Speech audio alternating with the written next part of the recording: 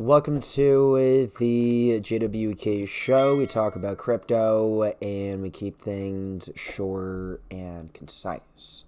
We have the latest update with Ripple CEO Brad Garlinghouse responding to a tweet from Ripple. Brad says, first time, but certainly not the last on Ripple's crypto in 1 minute. We have the 1 minute with Ripple, and Ripple says it's happening. Institutional access to crypto is accelerating from the launch of XRP futures and ETFs on CME and NASDAQ just this week. It's clear the market is maturing and exposure to crypto is expanding. We have Brad Garlinghouse logging in for 60 seconds and unpacking the excitement around crypto ETFs in a special episode of Crypto in 1 minute. Let's take a look at this. I'm definitely hurt, but also excited that I was overlooked for years before being on here, but now here I am. Hi, I'm Brad Garlinghouse. This is Crypto in 1 minute. 1 minute on why are people excited about crypto ETFs.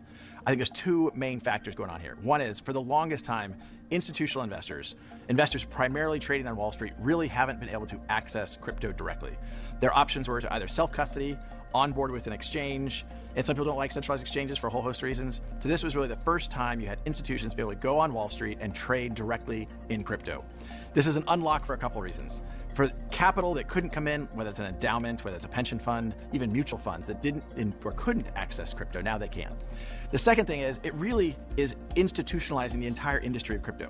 I think it should be no surprise that the Bitcoin ETF was the fastest ETF ever to get to $1 billion in assets. I think it passed 10 billion in assets faster than anyone as well. And today I think we'll eventually close in on the gold ETF, and that's in 1 minute.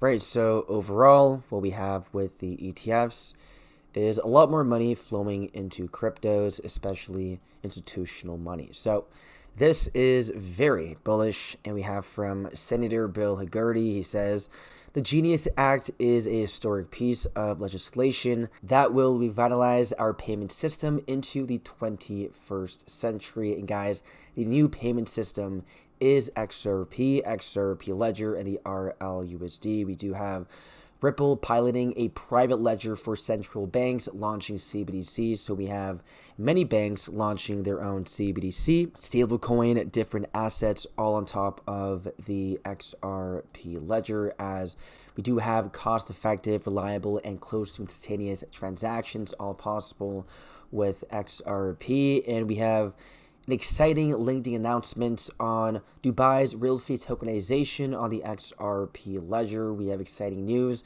Tokenization is reality in Dubai real estate market. We have the Dubai first title tokenized property out, and this means people in Dubai can become the first investors to buy a piece of Dubai.